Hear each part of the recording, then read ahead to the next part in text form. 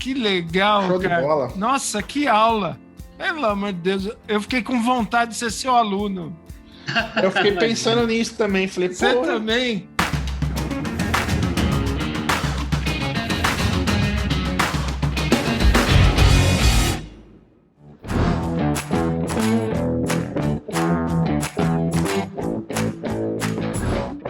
Tocou, fica. Mantém ele ali, ó. A primeira parte ela é focada no conteúdo teórico, a segunda parte é no estudo das escalas, como aplicar todas essas escalas e como montar o campo harmônico.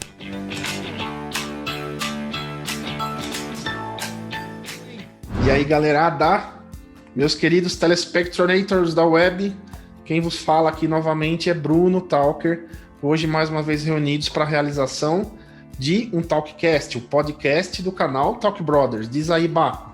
E aí, galerada, Baco Talker na área. O convidado dessa edição já atuou como engenheiro de vendas, coordenador de projetos, consultor, hoje é professor, já lecionou diversas matérias em algumas faculdades diferentes e desde 2010 está na FGV e gentilmente veio abrilhantar o nosso espaço. Veio conversar com a gente sobre o quê? Sobre esportes como meio transformador social e muitos outros assuntos. Ele possui 2 bacharelados e uma pós-graduação. Hoje teremos certeza que temos uma aula aqui preparada para nós, hein? Estamos aqui como humildes espectadores hoje aqui praticamente, né? Então com vocês, o nosso convidado, José Renato Carpi. Oi, gente, boa noite. Boa noite. Obrigado, Bruno. Obrigado, Baco, pelo convite aí. Espero que eu possa contribuir com vocês aí nesse bate-papo aqui. Estou muito empolgado com isso. A gente é que agradece. Ah, e como dizem meus alunos, né? Além de trabalhar, eu também dou aula. É normal. Eu achei que isso é só com músico, Carpe. Não, os sofrimentos são com outras áreas também. E o pior é que eles falam na sinceridade, né? Falam, professor, o senhor trabalha também ou só dá aula, assim, na humildade, assim, sem sacanagem mesmo? Fala, isso aqui é um hobby meu, né? Eu faço porque eu gosto, né? Pra quê? Ficar até 11 horas da noite dando aula, mas é um hobby. Vamos começar do início de tudo, então. Pergunta de praxe. De onde vieram as suas influências ou vontades de cursar o que você cursou, até chegar ao ponto de se tornar professor, meu amigo? Legal, boa pergunta, Baco. Eu diria que hoje, na verdade, eu não faria engenharia, eu acho. Apesar de engenharia ter me aberto muitas portas, eu fui numa pegada na época que engenharia tinha matemática, tinha física, eu gostava e eu fui fazer. Na verdade, eu devia ter feito matemática ou física mesmo, porque de engenheiro mesmo eu nunca brilhou meu olho assim, vamos dizer assim, ser engenheiro, né? Agora, administrador, gestor, a parte de empreendedorismo, de ter um negócio, ou mesmo de atuar com isso, né? Com liderança, isso me agrada muito, sempre me agradou, né? Então, vem daí. E apesar que o fato de você ser empreendedor ou ser gestor, ele é menor ainda do que o de dar aula. Dar aula está inerente, eu acho que é da vida inteira, e eu fazia sem saber, por muitas vezes, né? Desde escola, eu ajudava os amigos, os alunos, e era uma coisa que era natural para mim. Tanto que desde que eu comecei, na verdade eu comecei a dar aula e vinha uma vontade, né? A primeira vez que eu dei aula, que eu lecionei, foi em 1997 na SOS Computadores. Dava aula de informática, dava aula de Windows 95, de pacote Office ali, era o Word, Access, Excel e estava chegando o PowerPoint na época, né? E depois a gente deu o CorelDRAW e PageMaker também. Então, comecei a dar aula de informática. Mas eu fui lá no coordenador e falei, viu, posso dar aula? E aí ele falou assim, tá, você prepara uma aula para mim de 10 minutos e me mostra? Eu falei, tá bom, beleza. Escolhi uns tópicos ali e comecei a dar aula. Deu 3 minutos e ele falou, tá ótimo, já precisei ver o que eu precisava. E me deu uma turma. Então, tipo, eu nunca tive... se tiver uma roda de 30 pessoas, para eu chegar e falar oi ou me inteirar, é difícil. Agora, se fala assim, ó, sobe lá para dar uma aula com 100 ou para dar uma palestra, eu vou na hora, sem medo nenhum. Então, é uma coisa que eu nunca sofri para fazer. Esse é o bacana do negócio, né? E aí, desde 2006, vai fazer 15 anos agora que eu leciono em graduação e pós, né? E tô nessa pegada, além de como eu brinquei, né? Porque eu sempre trabalhei em indústria e trabalho numa consultoria hoje. Então, a profissão, né? Ser professor não é a única coisa que eu faço, mas é uma coisa que me relaxa e me dá muito prazer, vamos dizer assim. Então, Carpe, eu fui um pouco pior, tá? Eu também fui professor de informática na DataPro, foi a primeira vez que eu dei aula. O que aconteceu? Um vizinho meu, que a gente começou a mexer com CP200 na casa dele em 1900 e bolinha, que eu não lembro, né? Que era fita cassete, que você dava load para carregar, né? Os programas em Basic na época. Ele dava aula na DataPro. E um dia ele me chamou, vamos lá junto comigo?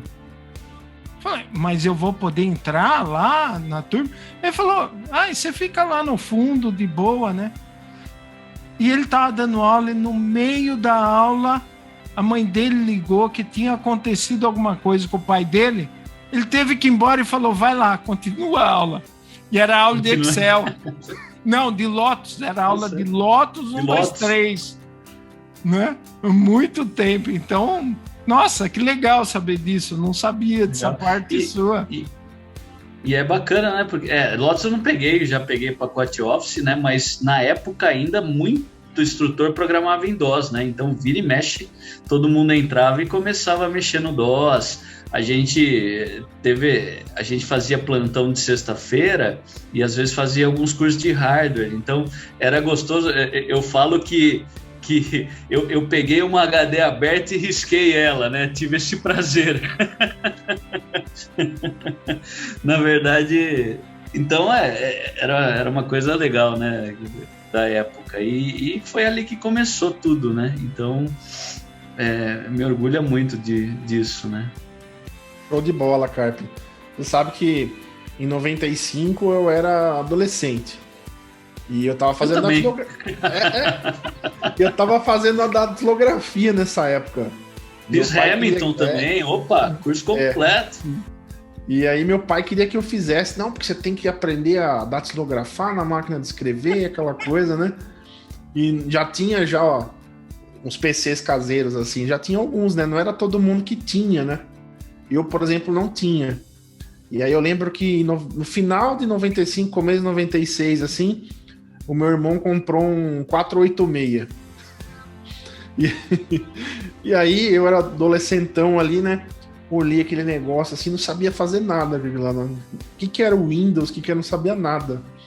E aí me apareceram com um disquetinho assim, um vizinho meu, vamos instalar um jogo no DOS aí, vamos jogar aquele jogo de carrinho lá, o Stunts, lembra? Não sei se você chegou a jogar. Você montava a pista e depois jogava, né? Você que fazia a pista e depois corria na pista. E foi uma das primeiras experiências assim que eu tive com um jogo no computador. E porque usar mesmo eu não sabia, né? Então eu achava que servia para jogar, né? Depois é que eu fui descobrir outras coisas, né? E tudo mais. Mas foi paralelo com a datilografia que eu vi a primeira vez, assim, um PC para poder usar em casa, assim, e tudo mais. A aula de internet era um simulador na época, né? Nem se tinha praticamente aquela internet discada. Eu cheguei a trabalhar no ZAS depois, no quiosque do Maxi Shopping ali, né? O ZAS que hoje é o Terra. E a gente lembra, né, que para a página principal do ZAS entrar ali, ou do UOL na época, né? Do UOL, tudo. Demandava você tomar um café, jantar, tomar um banho e voltar, ainda estava terminando de carregar tudo, né? Então, outras épocas, né? Uma coisa que eu costumo dizer sempre é que o mundo está crescendo em progressão geométrica hoje, né? Não mais aritmética. Em pouco tempo tudo muda. há 10 anos atrás a Amazon nem era meio que conhecida, hoje ela é líder em uma série de coisas, né? Então o negócio muda muito mais rápido hoje em dia, né?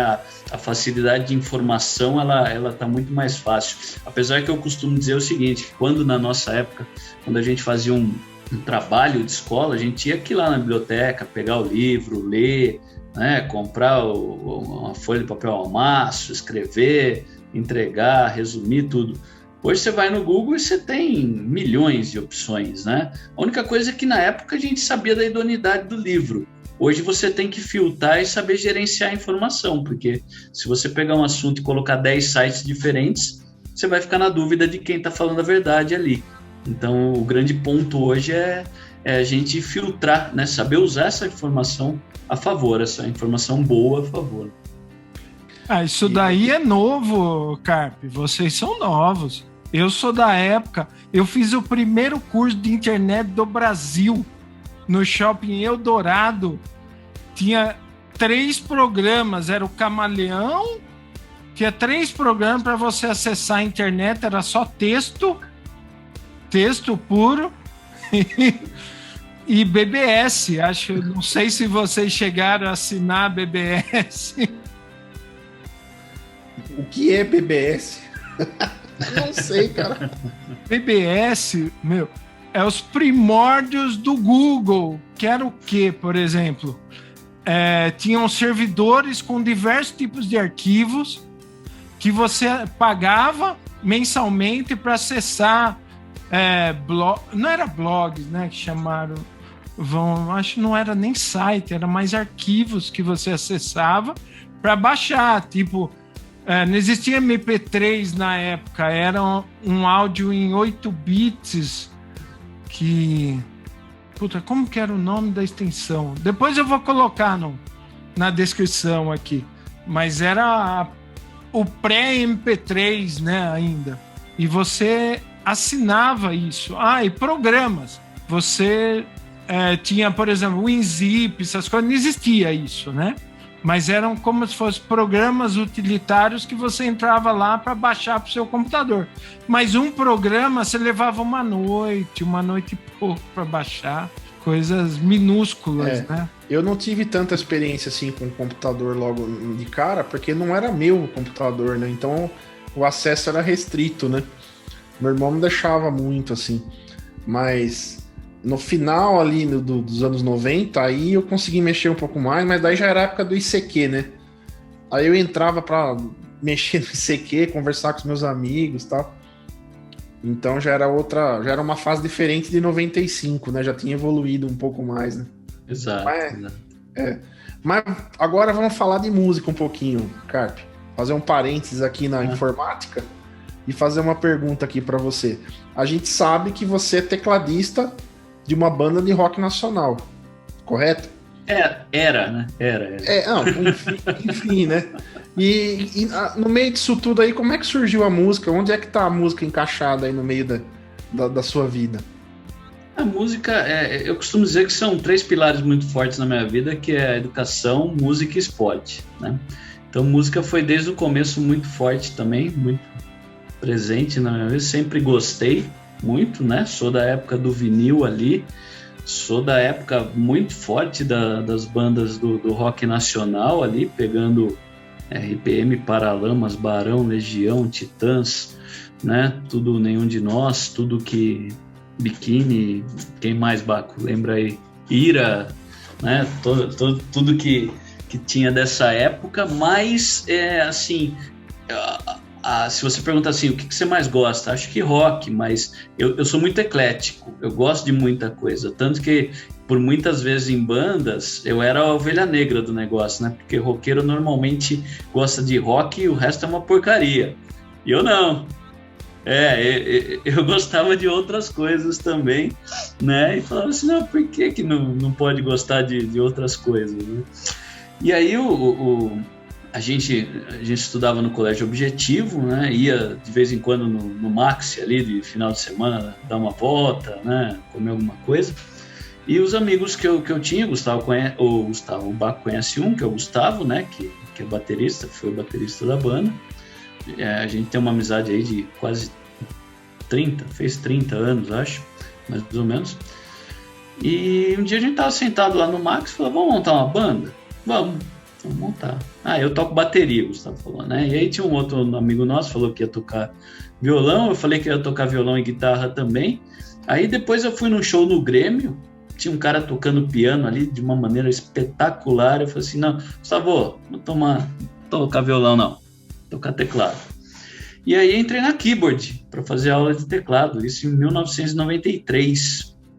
E aí a gente lançou uma banda, mas a gente na verdade só ficava na garagem, né? Praticamente não saía.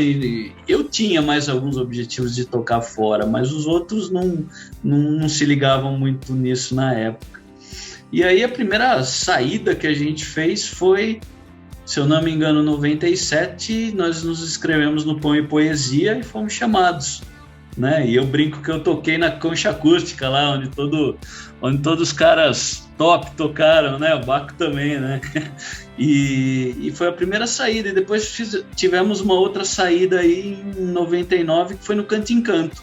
Foi o outro festival da prefeitura aí também, que era música própria na época, né? A gente foi pelo Caxambu na época e chegamos na semifinal lá entre as 20 bandas que tocaram lá na Argos na época. E aí ficou naquele vai e volta, né? Vai um pouco, aí todo mundo começa a trabalhar, casar, fazer uma série de coisas, para uma banda, depois dá vontade de volta e assim por diante. E forte mesmo voltou em 2016 com uma formação que eu tinha mesclado com o Gustavo e com alguns colegas de faculdade. E aí a gente tocou até 2019, mais ou menos, eu, né? Eles acho que continuam tocando. Aí o negócio ficou bem bacana, assim, de sair para fora mesmo, né? De tocar em vila, de tocar em Café Racer, de tocar no Yellow Pub. Eu varria todas as cidades da região aí pedindo para tocar, então a gente chegou a tocar no Manifesto lá em São Paulo, né? No Manifesto Bar, em Bragança, até esqueci o nome, como que chamava? Esqueci o nome, mas um lugar muito legal, sempre lotava. Você lembra, Baco? Acho que é Rock Club, não era? Não. Não. Caramba, era um nome. Era alguma coisa pub. É, isso mesmo. Public House. Public House. Isso, bacana demais. Tocamos em Itatiba. Chegamos a tocar num pub ali perto do Instituto, esqueci o nome, era de um colega meu, era meio irlandês o pub, bem escuro assim, esqueci o nome, mas também, enfim. E aí a gente dá uma parada, eu parei, né, na verdade, por alguns motivos e estamos nessa aí. Aí eu inventei de querer cantar, o Baco gentilmente, pacientemente tem me aguentado algumas vezes aí, mas Bruno, fica tranquilo que eu não sei cantar, tá? Tem essa banda projeto aí que de repente no final da pandemia, na volta da pandemia, a gente começa a tentar brincar aí só pra ir no estúdio aí, se divertir um pouquinho e dar umas risadas, né? Vamos chamar o Bruno. Opa, isso aí. A música nunca para, né? Por mais que a gente não esteja... Não dá, cara, a gente não aguenta, tocando pra fazer show, esse tipo de coisa, mas a música em si mesmo, na nossa vida, ela nunca sai, né? A gente brinca, né? E eu aprendi a tocar mal e porcamente um pouquinho de violão sozinho, porque como eu tinha teoria... Na keyboard eu tinha uma teoria musical muito forte, então eu ficava ali, cadê o acorde? Cadê o dó? Tá aqui, tal. E fui brincando, se tiver um churrasco dá para me virar, né? Mas nada além disso. E mais ou menos a trajetória é essa. Gosto muito de música, ouço muito ainda, né? E gosto, mais ou menos isso. Acho que completa tudo que a gente passou em termos de trajetória musical aí, né? Como eu falei pro Baco esses dias, me deu vontade até já devia ter feito isso há muito tempo, mas de começar a estudar de novo harmonia, começar a estudar aquelas coisas mais malucas mesmo, mais bacana de arranjo, né? Para fazer as coisas melhor, né? Ou mesmo a hora que apertar, você saber improvisar um pouquinho e não sair do tom aí. Então, Agora vamos para o outro lado do coração. E os esportes? Opa, onde é que entra no meio dessa sua história? Você desenvolve algum trabalho relacionado a isso? Não, então, eu gosto muito de esporte. Aliás, eu falo que eu tenho net por causa do Sport TV 1, 2 e 3, porque o resto você pode jogar fora, porque praticamente que eu... Agora eu tô assistindo Fox e ESPN um pouquinho, mas praticamente é isso que eu... E aquelas coisas estranhas, né? Às vezes as pessoas passam assim, por que você tá assistindo CRB e Juventude? Eu falei...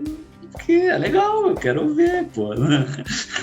Mas você não torce para nenhum, não tem problema, eu quero ver, tô assistindo, né? E não só no futebol, né? Eu gosto de Olimpíada, eu gosto de tudo que é esporte. Jogava de brincadeira, né? Tudo, basquete, gostava de jogar vôlei, gostava de jogar uma série de coisas. E eu acho que o esporte ensina muito, principalmente para gestão de empresas, muita coisa, né? E acho que o Baco até assistiu uma última palestra que eu fiz, eu tinha vontade de fazer isso há muito tempo, e fiz uma palestra principalmente mostrando em termos de foco, em termos de trabalho, em termos de liderança, em termos de gestão, coisas parecidas que podem acontecer na empresa, que a gente vê e que acontecem no esporte, né? Principalmente do fato de você acreditar no impossível e não desistir das coisas, né? Uma das primeiras coisas que eu falo na palestra é exatamente sobre o Pan-Americano, e aí a gente estava falando de internet agora, de evolução tecnológica, a gente vê que está numa exponencial muito grande, num crescimento geométrico muito grande. E o esporte, às vezes você tem exemplos de 30 anos, 40 anos atrás, que eles estão vivos até hoje. Então, se você pensar na Fórmula 1, pode melhorar o carro, pode acontecer uma série de coisas, mas melhora para todo mundo, e a competitividade é para todo mundo, né? Então, uma das coisas primeiras que eu lembro sempre é do Pan-Americano de Indianápolis de 87, onde o Brasil de basquete masculino ganhou os Estados Unidos, onde naquele momento era impossível ganhar dos Estados Unidos. Nem se pensava na hipótese de fazer isso, né? E o Oscar, ele fala, né? Não é que eu sou mansanto, eu treino, cara. Acabo o treino, eu chuto mais 1000 bolas. Tem que dar certo, eu tenho que ficar bom nisso. Mas, tipo, qual que é a minha diferença para os outros? É que ninguém tem paciência para ficar chutando 1000 bolas por dia e ninguém tem a disciplina. A gente fala muito de motivação e eu falo que motivação, eu não gosto de ter motivação, eu gosto de ter disciplina. Motivação, às vezes você tem um dia ou outro, ou você faz alguma coisa para ter. Agora, disciplina é todo dia, chovendo ou não, você vai na academia. Isso é disciplina. Motivado ou não, posso não estar motivado, mas eu tenho um objetivo futuro que é fazer alguma coisa em termos de saúde no esporte, por exemplo, eu vou mesmo chovendo na academia, porque eu tenho que manter o meu projeto vivo ali. E o Oscar fala que o Ari Vidal, no intervalo, fala, chuta de 3. E ele fala, esse cara tá louco, meu, chutar de 3, ficar toda hora chutando de 3. E foi assim que eles ganharam, né? E aqui, foi impossível, eles foram lá e fizeram, né? Tiraram o impossível, ou seja, não é tão impossível, a partir disso daí, demoliram o estádio, né, de Indianápolis, tão traumático que foi o negócio, e fizeram outro depois, né? O David Robinson, não sei se vocês lembram, estava nesse time aí que perdeu pro time do Brasil, e depois ele, claro, foi no Dream Team, foi campeão, foi medalha de ouro, tudo, mas foi uma mudança de chave, porque a partir daí eles começaram a levar o time da NBA. Até esse momento era o time universitário, que já dava uma sova em qualquer um que ia para os torneios. A partir daí eles falaram assim, opa, mudou o degrau agora, eu preciso levar o time da NBA, né? Então, a gente fala muito, né? A gente estava falando de tecnologia também, por exemplo. Eu debateria muito, né? É uma coisa muito complicada da gente pensar, porque, por exemplo, o Senna teve 3 títulos. Eu acho que pelo menos ele teria uns 5, né? Se ele não viesse a falecer. Aí vocês falam assim, o Schumacher teve 7, o Hamilton teve 7. Mas assim, eu sou meio chato em pensar que o Senna tinha Prost, o Senna tinha Mansell, tinha um câmbio mecânico que era completamente diferente para guiar. E o Schumacher e o Hamilton, eu não vi adversário para eles.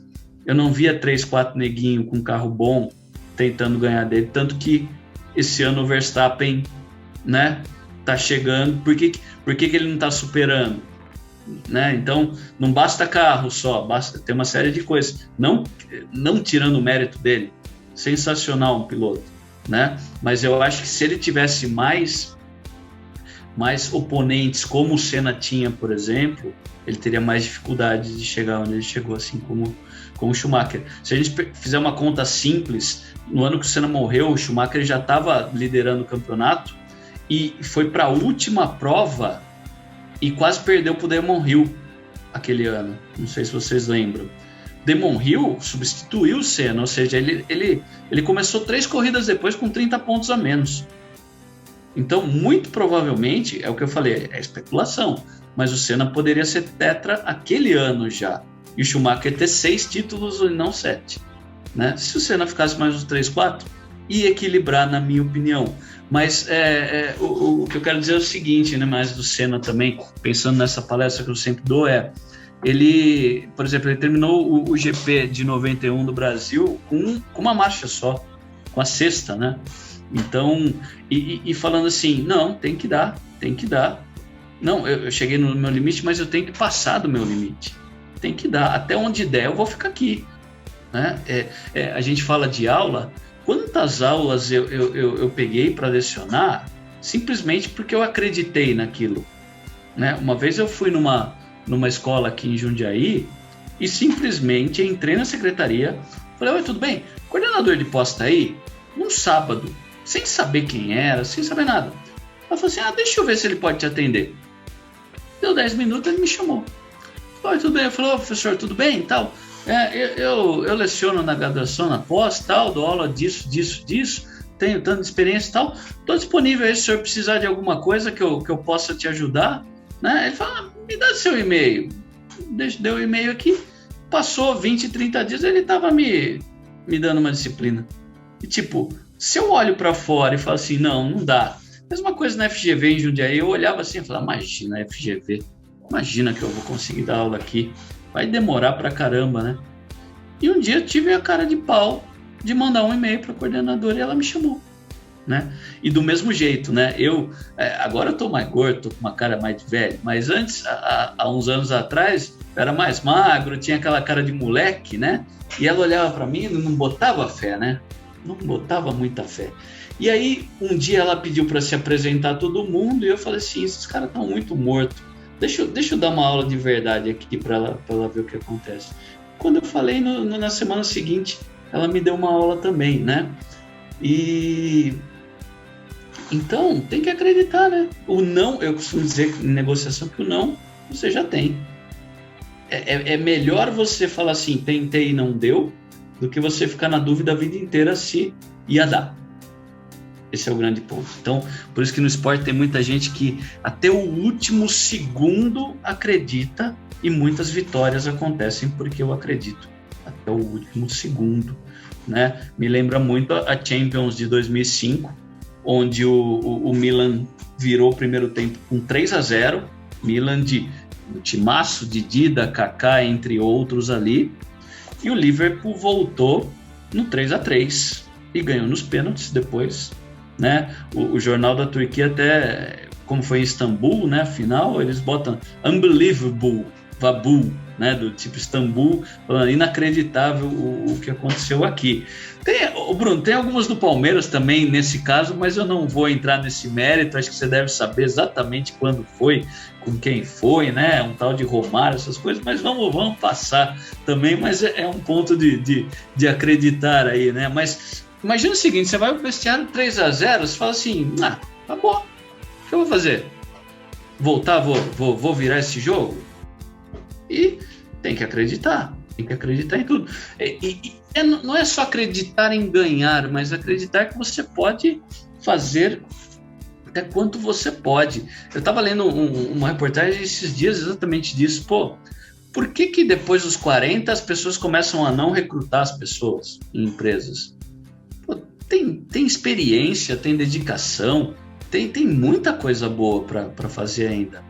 Né? Tem que acabar com essa história, só porque é novo e tem novas ideias. Não, todo mundo tem, independente da ideia. O Abílio Diniz, com 84 anos, se você olhar a saúde que ele tem, os exercícios que ele faz e a família que ele tem e tudo que ele trabalha ainda no Grupo Pão de Açúcar, no Pão de Açúcar não, né? no Carrefour, é excepcional, é fantástico, né?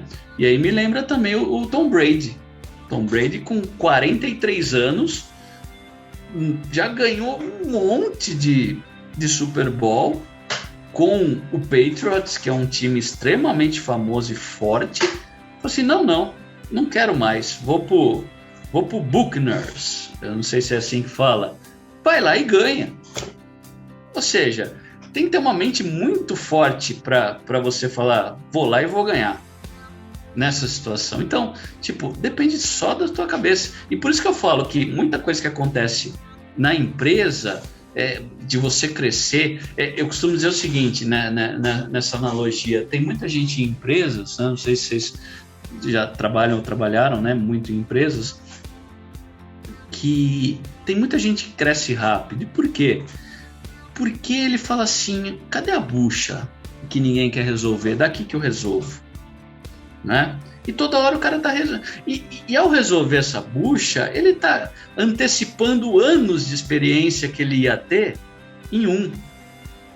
Né? Então, eu conheço poucas pessoas com... me falam muito, né? Pode ser gerente com 25 anos? Depende da experiência. O que você já ralou? O que você já teve de experiência? Sim, beleza. A idade não importa. O que importa é o que você trilhou, o que você acredita e que você fez acontecer. É muito, muito difícil, né? Muito, muito complicado. Você sabe que, falando sobre o esporte, eu sou muito fã do esporte, né? Eu, de certa forma, até sou um pouco estudioso do esporte, sim, porque eu gosto de quase todas as modalidades. A minha preferida é o futebol, mas eu gosto de quase todas. E isso desde muito criança, sabe? Eu tenho esse interesse pelas estatísticas, pelo lado clubístico, assim, a história de cada clube, quem ganhou mais o quê. Sabe aqueles tabus, assim, que pro jogador mesmo às vezes nem interessa, mas eu gosto de ficar especulando isso daí, mexendo nesse negócio, sabe? E isso desde moleque, porque eu jogava futebol de salão, né? Hoje eu não estou mais em forma, mas um dia já estive, né? E eu disputei muitos campeonatos jogando futebol de salão, fazia natação também, não para competir, mas fazia, e jogava vôlei também, assim, também sem competição. Mas futebol eu competi aqui na cidade de Jundiaí, né? E, então eu tive muitas experiências, assim, com treinadores, com treinos, com parte tática, que dá uma visão para você do que pessoas que somente apreciam o esporte não têm, né? Então, quando você assiste uma partida de futebol, mesmo que de campo, você compreende coisas ali que um cara que somente gosta do esporte, às vezes ele não percebe, né? E tudo bem também, né? Não tem problema, mas para nós, assim, que já gostamos de aprofundar mais, assim, né, o tema, é muito interessante de ver. E que nem você elucidou aí, esses esportistas ilustres aí que você citou, Ayrton Senna, Tom Brady, entre outros, né? Eu colocaria o Cristiano Ronaldo também, que inclusive hoje cedo eu estava assistindo os gols da Euro de ontem e ele fez 2 gols de pênalti ontem, né?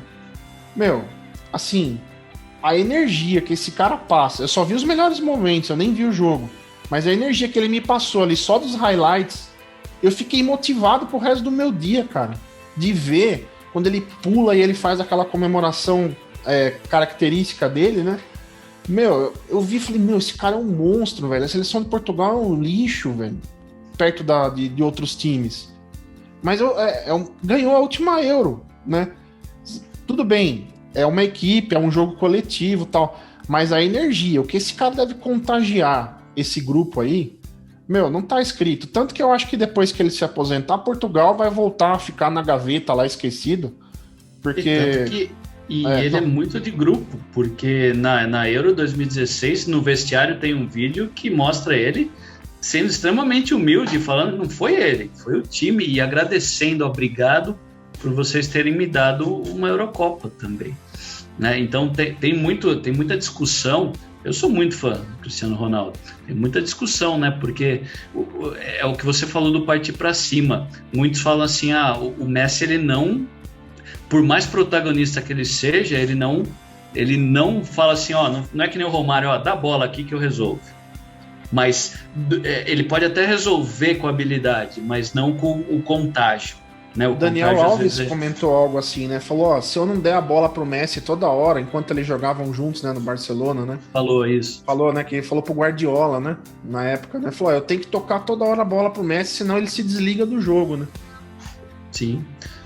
E às vezes também você não precisa ser que nem o Cristiano Ronaldo, dar pulo e tal. A gente pode pegar o Ronaldo, né? O Ronaldo que detonou o joelho várias vezes, que eu lembro muito bem até hoje, antes da Copa de 2002, o Brasil tinha perdido para Honduras na Copa América em 2001. Tava uma draga, todo mundo falando que o Ronaldo tava podre, que nunca mais ia jogar bola na vida. Imagina se ele acredita em todo mundo, ou se ele não acredita nele mesmo, fala assim, eu vou conseguir ser campeão do mundo ainda, né? Então a força mental que o esporte dá e que a gente às vezes esquece muito no nosso dia a dia, que a gente pode fazer muita coisa. Aliás, Banda Projeto, eu vou usar essa força mental porque eu fico falando assim e não uso para mim mesmo, né? É muito forte. O Guga fala no Masters 1000 de Lisboa, quando ele virou líder do ranking mundial, e eu falo o seguinte, né? É muito fácil você chegar, às vezes, em primeiro. O problema é manter, o problema é ficar ali, porque todo mundo vai querer te derrubar. E ele fala que um dia antes ele estava meio com dor, desanimado, falou, não vou conseguir ganhar, que a mãe dele ficou a noite inteira acordado com ele, dando força para ele. Né? E aí mostra duas coisas bacanas. Uma é o Guga acreditando e de fato, primeiro que ele fez o que nenhum tenista masculino fez. Primeira coisa, já para por aí, né? E não foi só mudar o uniforme, a cor da cor branca para amarelo e verde ali. Fez muito mais, jogou demais. Né? E uma outra coisa nobre que muita gente não tem e que eu falo que às vezes na empresa é muito mais colaboração do que competição, é você entender qual é o seu caminho e às vezes esquecer do caminho dos outros, mesmo que eles evoluam mais rápido que você. Se ele evoluiu mais rápido, palmas para ele e bola para frente. O Agassi, quando terminou, virou pro Google e falou assim, cara, parabéns, aproveita que passa rápido, né? Estou muito feliz por você. Do tipo, André Agassi, uma outra lenda, ele poderia muito bem cumprimentar e ir embora, mas não. Ele estava feliz com tudo isso que estava acontecendo. Né? E as pessoas fortes mentalmente, provavelmente o Cristiano Ronaldo vai fazer isso quando alguém quebrar um recorde dele. Né? Querem que os outros evoluam também. Quanto mais todo mundo evoluir coletivamente, muito mais fácil. Tinha uma dinâmica em aula, uma vez que a gente fazia em negociação, que era da queda de braço. E aí o que acontecia? A gente falava o seguinte, vocês vão ter que fazer queda de braço, quem fizer mais ponto ganha. Então, o que é quem fizer mais ponto ganha? Sei lá, eu deixo você vencer, você me deixa, e em 1 minuto, quanto mais a gente derrubar o outro, faz mais ponto, né? Só que os alunos ficavam tão secos de falar assim, eu vou ganhar de você, né? Vou ganhar, que eu não vou passar esse mico, não, né? Pensava muito mais na competição do que colaboração. Depois de 1 minuto, os placares eram 1-1, 2-1, 2-2.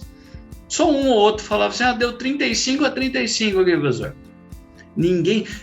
Estavam surdos do que eu estava falando. Eu expliquei o que era para fazer, eles não entenderam e faziam tudo diferente em prol de competição. Né? E eu costumo dizer assim, enquanto fizer sentido o seu sonho, caia 10 vezes, 30, 40, levanta de novo que uma hora você consegue, né? Quando eu assisti Rock 4, eu falei assim, palhaçada isso daqui, apanha 11 rounds, cai 200 vezes, vai no último e derruba o Drago, né? E depois que eu fui entender a mensagem que aquilo queria passar. É o seguinte, ó, caia quantas vezes você precisar, levanta. Enquanto você tiver força para lutar e quiser aquele sonho, levanta, que uma hora chega. Né? O Cafu, ele foi dispensado de 7, 8 maneiras. Imagina se ele acredita que ele não sabia jogar bola mesmo. Ele não levantaria uma taça de Copa do Mundo que, sei lá, quantos levantaram até hoje? 20 pessoas no mundo levantariam. Imagina se ele desiste. Então, o esporte ele traz muita coisa bacana para nossa vida. Pena que muita gente não absorve isso, ou não entende, ou é que aquele negócio, né? Dá trabalho, dedicação, dá trabalho treinar, dá trabalho fazer um monte de coisa, né? E eu costumo dizer isso, antes já era ruim, hoje é praticamente impossível. O Baco, e você sabe do que eu vou falar. Quando eu comecei na keyboard, eu fiquei 6 meses, olhava para a partitura ali, meu professor falou, não, vai lá, e errava. E não conseguia ler, estava no fim da música, errava. Eu falava, não vou conseguir tocar isso e ler, tal. E de uma hora para outra, deu um estalo assim, que tipo, agora foi. Parece que virou a roda, tirou da inércia, né? E aí eu lia qualquer coisa e tocava qualquer coisa. Só que hoje em dia a molecada não tem paciência para ficar um mês. Vai aprender guitarra ou vai aprender qualquer instrumento, quer que saia na hora o negócio. E se não sai, desiste na primeira pedra que vem na frente do caminho. Então, não é assim, né? Dá trabalho conseguir as coisas. Tem que suar muito, tem que ter dedicação. Então, é isso que muita gente não faz, né? E às vezes, é o que eu falei, né? Noção do limite. Pô, eu tô há 1 ano na empresa... Vem um cara aqui, com 3 meses ele foi promovido porque eu queria. Pô, é difícil às vezes, né? Mas parabéns para ele. Eu vou seguir o meu ritmo e o meu caminho. Eu não preciso com X anos estar em tal ponto. Depende da minha natureza, do que eu vivi, do que eu trabalhei. Né? O Roberto Gomes Bolanhos, que vocês conhecem, o Chaves... Ele falou que ele começou a fazer Chapolin com 42 e Chaves com 43, mais ou menos. Não lembro exatamente. E ele falou assim, ó, se eu não acreditasse, comecei tarde, fui sucesso até o resto da minha vida. O Bernardinho é outro. O Bernardinho ele era reserva do William em 84, na Olimpíada, ou naquela época da geração de prata, e perguntavam para ele assim, você foi um bom levantador? Eu falei, mediano, fui um bom levantador. Mas eu só cheguei na seleção, eu não tinha o brilho do William, mas eu só cheguei na seleção porque eu treinei muito mais que os outros. E treinando muito mais que os outros, eu cheguei num patamar de reserva de seleção ainda. Né? E ele fala, eu prefiro um cara que é mediano, mas que está com muito tesão de aprender, do que um cara top que acha que não precisa aprender mais nada. Né? Eu penso muito isso no coletivo. E olha os números que ele fez, né? Mas perdeu 12, perdeu. Chega em 4 finais olímpicas e ganha 2 e fica vice em 2. Fala um que fez isso até hoje, né? Ganha não sei quantas ligas mundial, ganha 3 campeonatos mundiais, se eu não me engano. Então é absurdo. Claro, ele leva no extremo, ele gosta muito daquilo, mas sem trabalho muito pesado, você não chega ali, você não faz tudo isso, né?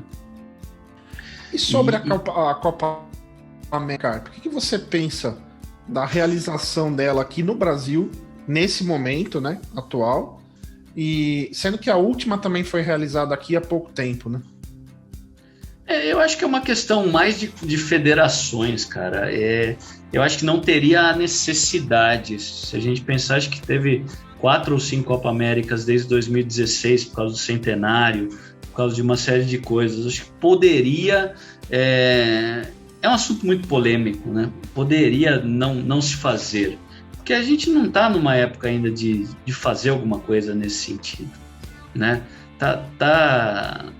Mesmo com vacina, não tá Não tá. Até quando eu olho a Eurocopa e vejo o estádio lotado, eu fico meio assim, eu falo assim, não sei se ainda dava para liberar, né? Eu acho que a gente tem que ir com muita calma, né? E cada um fazer a sua parte. Claro que tem muita gente que tem que sair, que tem que trabalhar, mas eu costumo dizer que tudo é bom senso, né? Então, se você trabalha, precisa botar, né, o sustento, tudo, você vai, toma todos os cuidados, mas se você não precisa, ou ir em festa, essas coisas, não sei se é o momento ainda, a gente pode refletir melhor sobre isso, né? Não está tão fácil, tão liberado, então não sei se precisaria ter feito, ou mesmo, né, poxa, espera uns meses e faz na Argentina, na Colômbia, os Estados estão lá, de repente, não sei se precisa, é que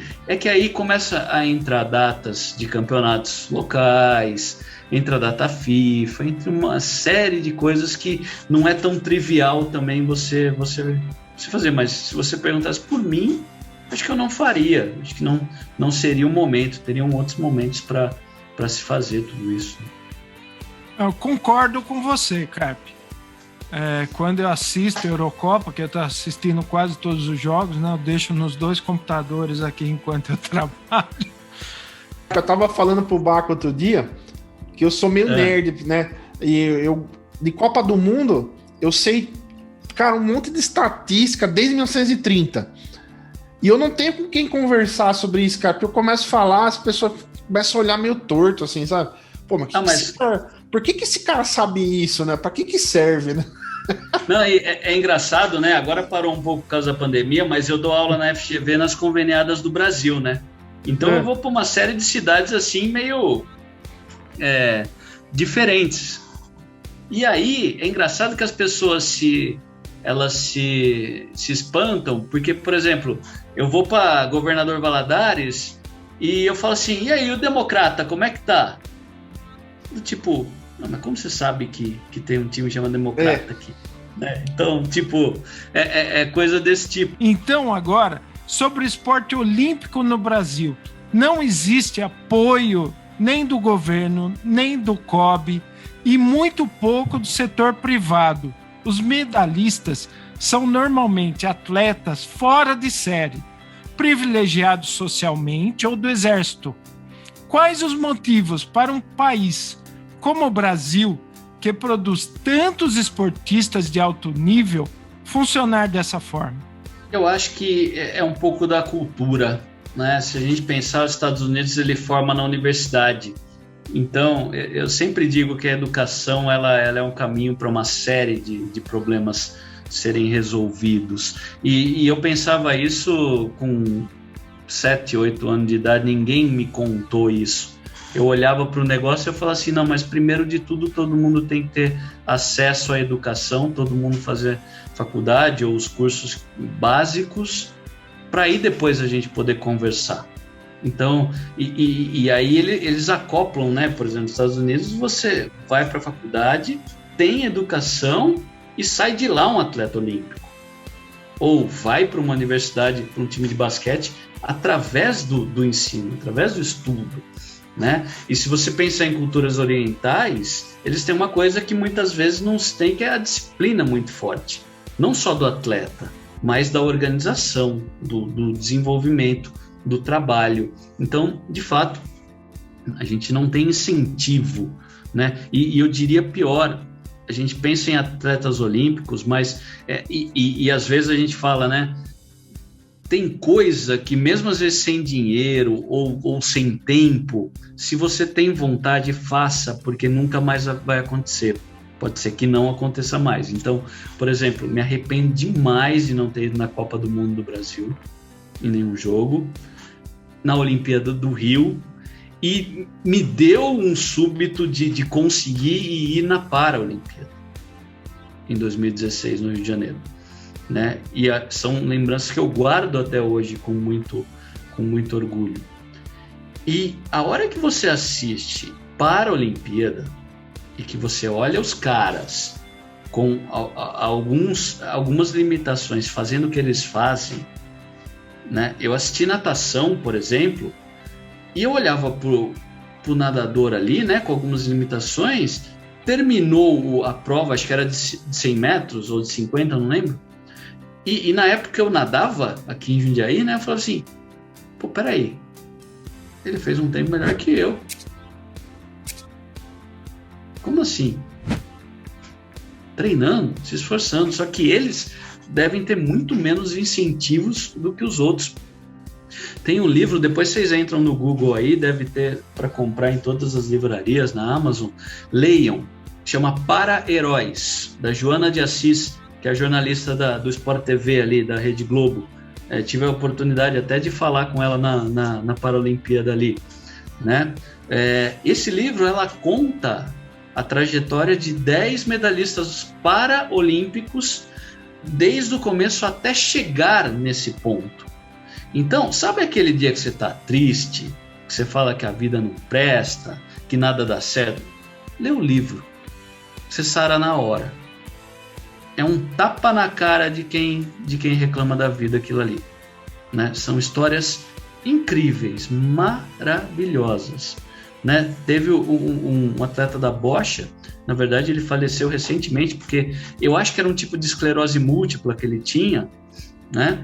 E eu cheguei a vê-lo lá também, que ele falou que ele chegou no momento que o Comitê Olímpico tirou ele da categoria porque alegaram que ele tinha movimento nas pernas ainda. Olha que absurdo a situação, né? Ele estava atrofiando, mas ainda tinha um movimento e falou, não, você não se encaixa, você não pode ir para a Olimpíada. Ele foi bicampeão olímpico, se eu não me engano, paralímpico, né? E ele fala no livro o seguinte, ele ficou preso, ele falou assim, doutor, quanto tempo eu tenho aí para minhas pernas pararem de vez? Ah, sei lá, X anos. O que ele fez? Ele ficou quieto em casa, sem fisioterapia, parado, preso no quarto, para acelerar o processo das pernas dele ficarem paradas, para ele poder entrar na Olimpíada. Olha só, a gente fala de Oscar, a gente fala dessas situações, olha só o que ele fez, tudo bem, por um sonho. Olha só, então leiam, eu recomendo muito, porque vocês vão falar assim, cara, eu não tenho direito de reclamar de nada da minha vida, de absolutamente nada, depois do que eu tô lendo aqui. Na área musical, tem o Jonathan Bastos, né? Aquele guitarrista que toca com os pés. Não sei se você já teve a oportunidade de ver. A musicalidade, a parte rítmica dele, o que ele faz com os dedos dos pés, assim, bota muito guitarrista no bolso. E é impressionante de ver a musicalidade que o cara tem, né, tocar de uma forma totalmente inusitada. E eu fico imaginando como é que você disse aí, né? Quem é que falou pra ele que ele podia tocar guitarra, né? O cara simplesmente pegou e encarou e eu vou tocar e acabou, né? Tem um também, procurem aí, chama Tony Meléndez. É um latino que também toca com os pés. O Papa recebeu ele, né? Deu uma benção nele. Foi o que você falou. Quem falou que eu não posso? Antes de tentar. Posso não conseguir, mas vou tentar. Como assim que é impossível? Como você está falando? Nas Olimpíadas é muito clássico, assim, a gente sempre acontece, né? Toda edição acontece. Aquele esportista que ganhou numa modalidade que, principalmente aqui no Brasil, né? Ninguém esperava que fosse ganhar num boxe, ou numa esgrima, ou umas coisas assim que a gente não tem tradição, né? E o cara vai lá, consegue ganhar. E aí sim a reportagem vai até a casa dele, conta a história da família, como treinou, o que comia, o que fazia. E aí é onde eu fico feliz por um lado, eu fico emocionado de ver essas reportagens, mas ao mesmo tempo me gera uma tristeza meio revoltante, assim, falo, poxa, mas não precisava ser assim, né, mano? Se tivesse... Poderia ter sido mais fácil. É muito louvável essa força interior que esses caras têm, né, de não desistir, de falar eu posso, mas ao mesmo tempo tem os atletas americanos que a gente vê aí que, poxa, né, devem ter também a parte de esforço que eles têm também, porque nada vem fácil, né? Mas a estrutura que os caras têm acho que desde criança, né? Os caras começam a treinar já em alto nível para chegar num ponto de... Com 20 anos de idade, o cara já é top mundial, né? O que eu costumo dizer, Bruno, é que primeiro isso, né? Como eu falei, idade, às vezes você pode no começo da carreira estar bem e depois ser um fracasso. Mas era aquele teu momento, era o pico seu. Então, aproveita o pico que você enxergar dentro da sua vida, né? Esse é um ponto principal. E eu acho que, por exemplo, gente boa, gente talentosa, gente esforçada nasce no mundo inteiro. Então, se outros países, como o Brasil e outros, tivessem mais estrutura, provavelmente teriam... Nós temos uma série de talentos e campeões olímpicos que por muitas vezes acho que não conseguem estrutura para poder fazer. E esses que conseguem serem campeões olímpicos são heróis mesmo, são muito... a dedicação é praticamente nisso na vida, né? Eu não faço mais nada além disso, até chegar no meu objetivo. E às vezes em modalidades, um erro, né? Vamos pegar a ginástica artística aqui, um erro acaba com 4 anos de trabalho. Então, a parte mental, ela é muito forte, ela é muito presente, que foi o que a gente falou aqui, né? Do Cristiano. São Cristianos Ronaldos ali para ganhar a frieza que você tem que ter para tratar aquilo como uma coisa natural ou como um treino do dia a dia é muito grande, né? Então, a capacidade mental que se tem que ter é muito forte. Existem projetos, Carper, que talvez você conheça, que sejam sérios e que ajudam as pessoas nesse sentido? Tem alguma coisa assim no Brasil ou não? Eu, particularmente, não cheguei a pesquisar nesse sentido, tá? Aliás, é uma boa deixa para eu poder começar a ver isso, mas, particularmente, eu não conheço muito.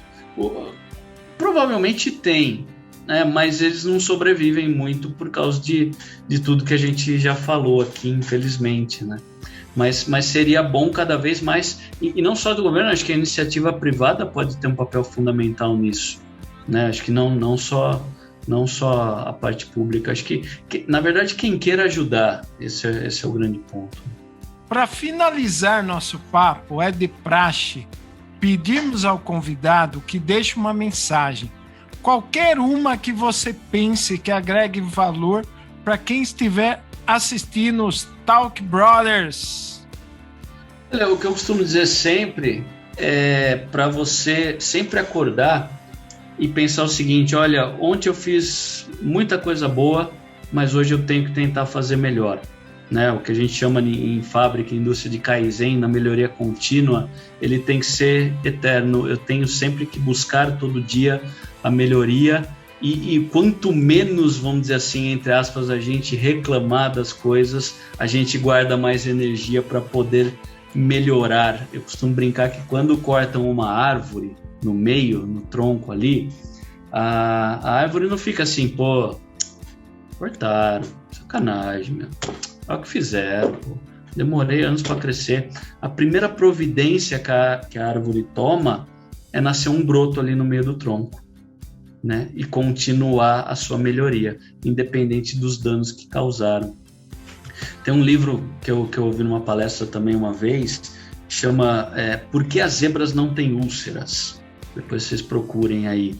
E o que conta esse livro? Esse livro fala o seguinte, ó, quando a zebra está na selva e vem um leão lá para querer comer ela, para atacar ela, e ela, a adrenalina vai a 1000 na época, né? Tem alguns hormônios que eu não lembro também que são liberados, hormônios ruins por causa da tensão, do nervoso, e ele fala assim, que se a zebra se livrar daquele ataque, no minuto seguinte, ela vai tomar a aguinha dela, ela vai dar uma descansada, já perdoou o leão, tá tudo bem, fica sossegado, você quis me pegar, mas já te perdoei, né? E ele fala que o ser humano não, o ser humano ele guarda aquilo por anos, ele fica remoendo aquele negócio, e às vezes, isso da zebra é muito pesado, às vezes qualquer briguinha, qualquer besteira, a gente guarda por anos, e isso esqueci o nome dos hormônios, vai jogando no nosso corpo coisa ruim, né? Então, a mensagem que eu dou é um treino, não estou falando que é fácil, não, mas quanto mais a gente conseguir olhar sempre para frente, independente do que aconteça, e querer melhorar, mais chances de ter sucesso a gente vai ter. Carpe, muito obrigado de coração. Obrigado pelo papo. Pela aula que você deu aqui para nós, né? Colocou coisas interessantíssimas, né? Pelo seu tempo conosco, tá? Eu adorei a conversa. Tenho certeza que todos os seguidores aí que tiverem a oportunidade de estar assistindo aos Talk Brothers vão gostar também. E a gente só pode desejar que você continue sempre tendo cada vez mais sucesso em todas as áreas da sua vida. E, galerada, se inscreve no canal, ativa o sininho para não perder nada, receber todas as notificações, deixa o like, deixa o joinha, ajuda os tiozão aqui do Talk Brothers, não custa nada para vocês. Interage com a gente nos comentários, elogios, críticas, sugestões, não tem problema. O importante é a gente ouvir a sua voz. Então, vamos lá, bora seguir a gente nas redes sociais também, tá? Não pode esquecer disso, porque às vezes tem conteúdo exclusivo em cada uma das redes, às vezes aparecem umas coisas meio inusitadas por lá, então não deixa de seguir a gente. Vai lá, Baco. Talk Brothers, nosso conteúdo é feito com o coração, em nome do entretenimento e a informação. Aquele abraço, galera, e tamo junto!